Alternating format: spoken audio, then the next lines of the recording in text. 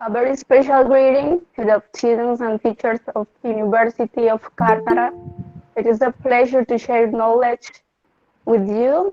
The aim of this presentation is for to learn a little about the history and culture of translation in Latin America. Of course, this is a very long and deep subject. An hour is not enough, but I will touch on some important points and provide a lot of bibliography on this subject for those interested to investigate. So you can take notes about it.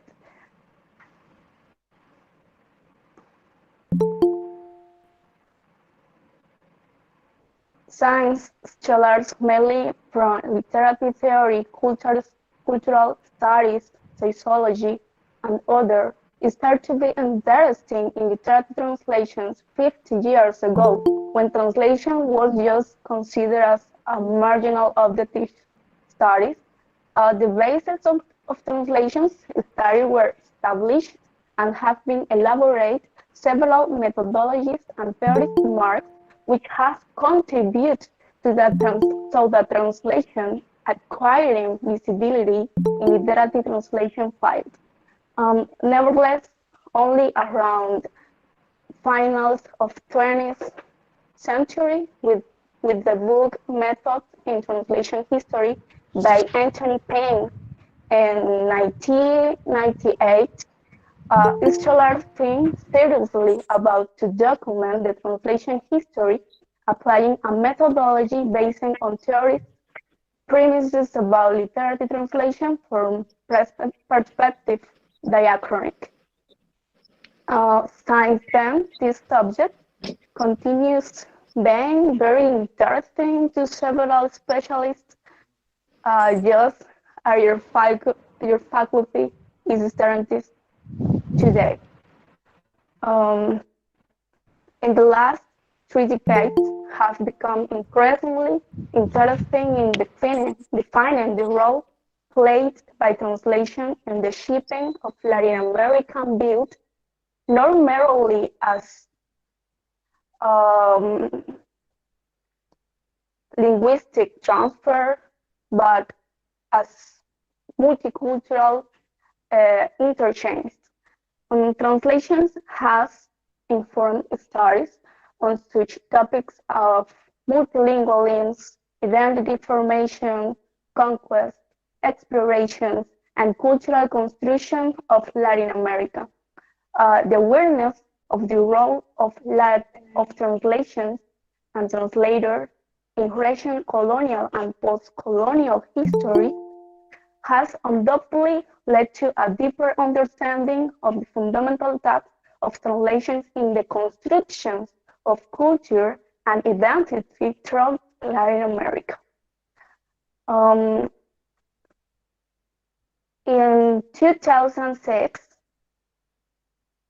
George Bastan, who was professor in Central University of Venezuela during around 19 years, with his book called Subjective and Rigor in Translation History, the Case of Latin America, he connects the translation studies and historical dimension with the contribution of post-colonial and gender studies, and with the methodology improvement and standing up the importance of translation as agent situated in a specific historical context in the book Charting the Future of Translation History, with the co-author Paul Bandia, professor from French Department in Concordia University of Montreal.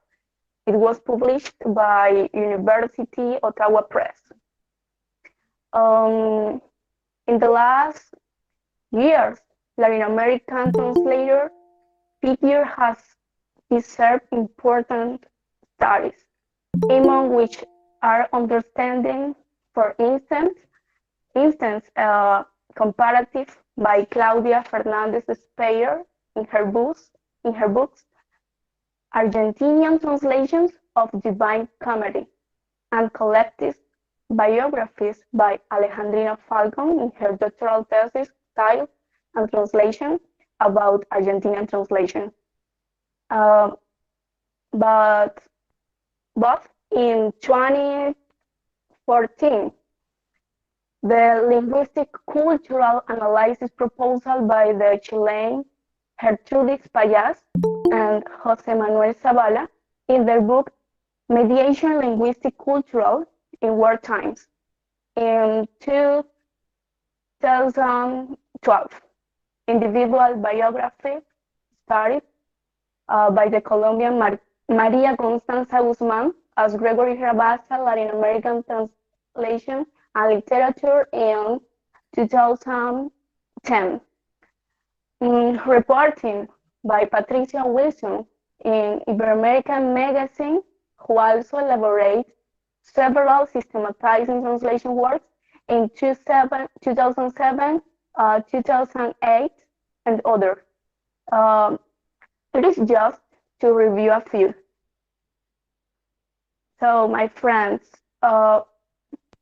George Bastan, Álvaro Echeverry, and Angela Ocampo in Latin American Translation, owned and appropriated, published by Literature and Cultural Investigation magazine from University in 2003.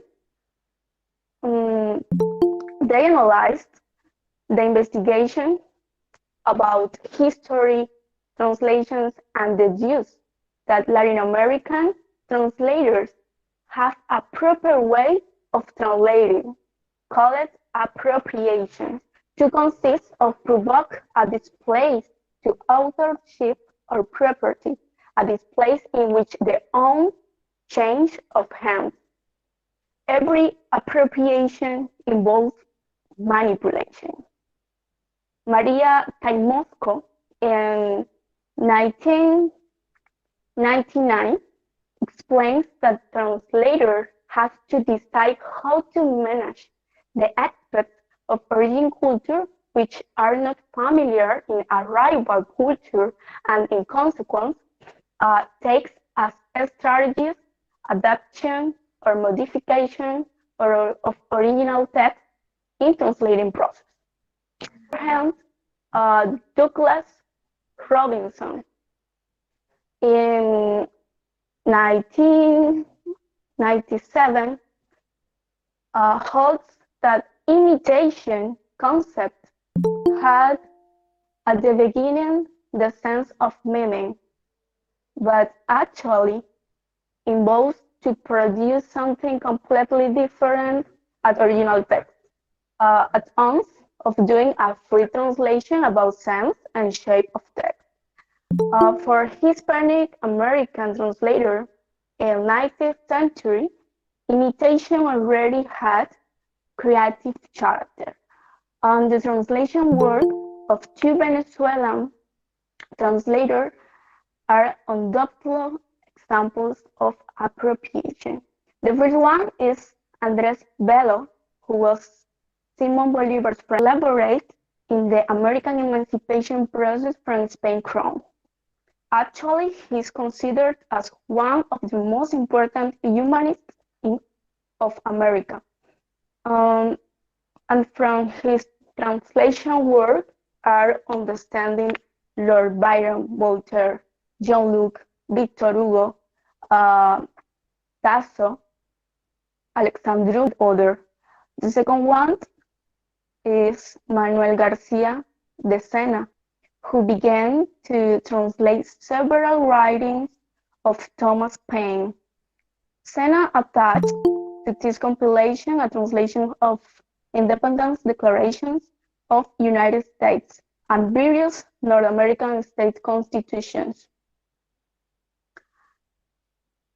Diego Saglia writes in 2020, the and practice of appropriation made us reconfigure translation as the production of not simple consumed by the target language and culture, but which in turn becomes and productive stimulating reflection, theorizations, and representations within the target culture context. According with this, appropriation is a creative model of translation in order to consolidate the collective identity of translator. The Cuban Jose Marti and the Argentinian Jorge Luis Borges were exponents of this productive practice. They believe that everything was said, right? Non-creation born in nothing less.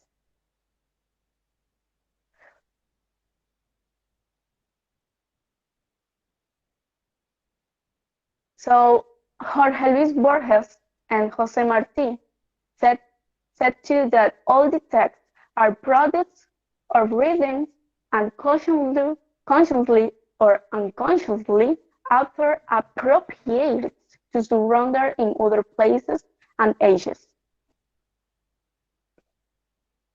Marti used to choose and translate informative fragments of North American press in order to inform to the public opinion and to satisfy the interest of revolutionary Cubans, expressed by himself in reflection according with the essay of Lourdes Arencibia in 2000 titled Translator Marti. He said,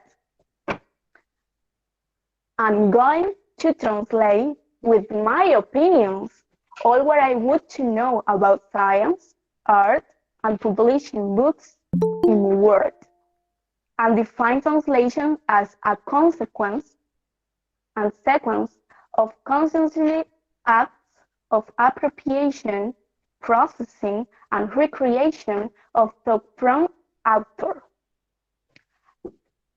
Jorge Luis Borges explained the distinction among a copy, a version, a recreation, and a literal translation.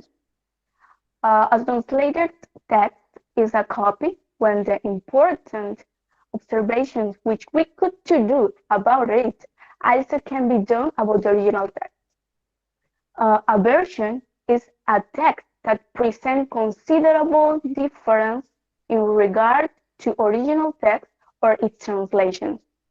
A recreation omits many details but preserves the emphasis from original and admits interpolate.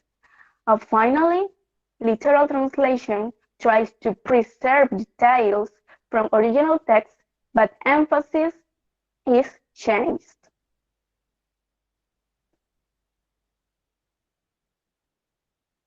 Are you listening to me? Yes, Maria, you're audible. You're audible. We're going very well? Yes, you're audible. Please continue. Okay, perfect. Thank you.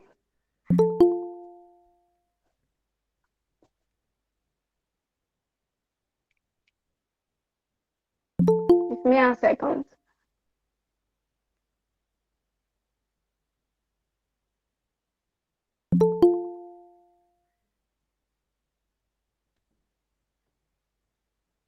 So actually, Borges is a very popular translator. In spite of his translations are not readable. He did not doubt about to transform and to adapt the text into his own age and place. And it is the case of the Lion Warlock, which is an extract of Lucanor Count, which in turn is a text of an Arabic version titled 49 and 40 Days. He also translates Oscar Wilde, Virginia Woolf, Edgar Lee Mester, Langston Hughes, and others. The problematic that suggests Borges from American for Latin American translators is about how to incorporate with a creative way inside of the own what is coming from outside. Other exponents of appropriation were the Argentinian Bartolomé Mitre and the Venezuelan Juan Antonio Pérez.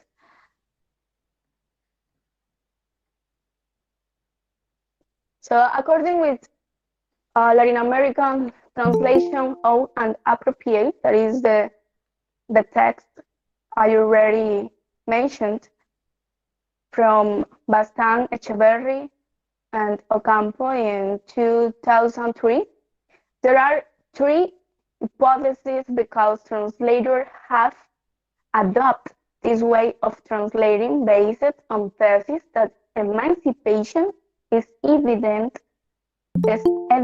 from three projects: sociocultural, politic, and educated. The first one suggests the construction of a new person because of consequences from colon discovery, which blocks American people to continue being who they were. The racist mixture produced a deep intellectual and affective American. The second one, beginning in 8th century, formed in anti-imperialist and anti-colonial speech with tendency of Republican project to post-colonial politic organization. The third one, also beginning in 8th century, is about formation of replacements generation impregnate of universal knowledge but with American spirit.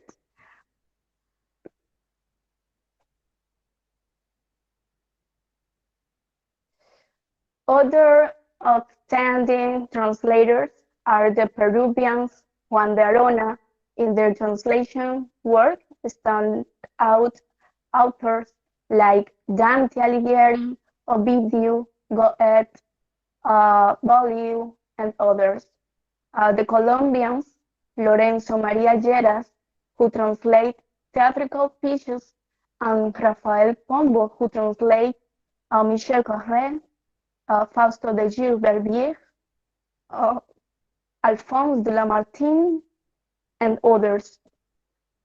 And Ismael Arciniegas, who translate Baudelaire, Gerald, among others.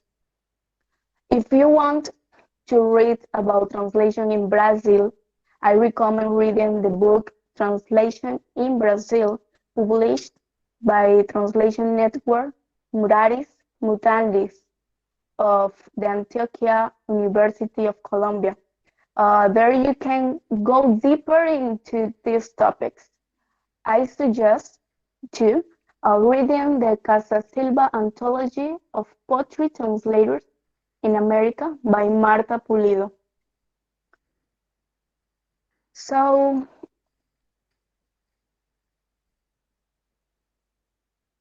going back to the history of translation, in 2010, Gertrudis Payas, with Reversal of Tapestry, Translation and Identity Speech in the New Spain. En Spanish, El reverso del tapiz, traducción y discurso de identidad en la Nueva España, indicates the influence of cultural shifts beginning in France into visibility of translation history, making emphasis in works as Constructing a Sociology of Translation by Michaela Wolf and Alexandra Fucari in 2007, and Descriptive Translation Studies by the Hebrew Gideon Tauri in 1995.